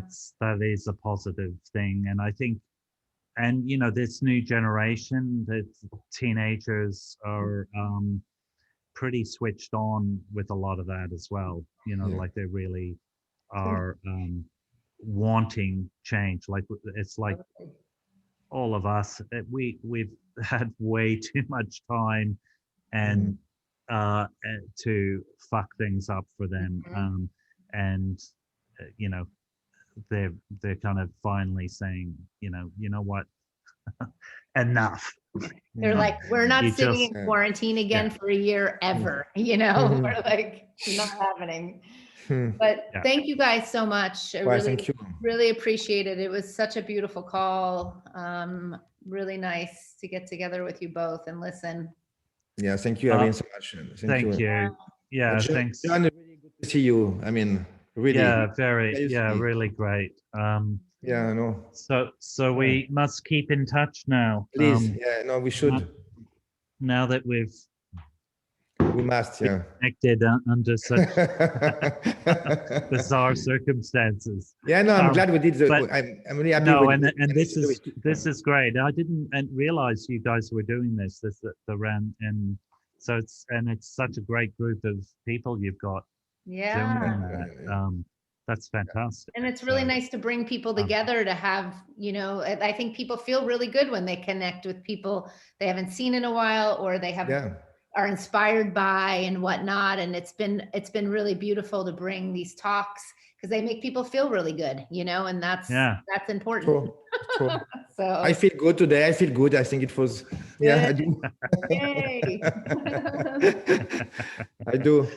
Good. Fantastic. Okay. No, so thank you so much, both of you. Thank you. And I'll let you guys know when we're going to air. Benoit, I'm going to ping you separately, because I want to know when you're on Roger's show, just so we can. I think the Roger's show is tomorrow. You're going to be on tomorrow. Okay. Yeah. I've done the Roger Deakins podcast. It's tomorrow.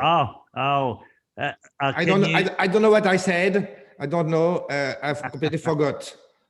I hope I'm not too crazy on this. I hope I didn't say crazy things.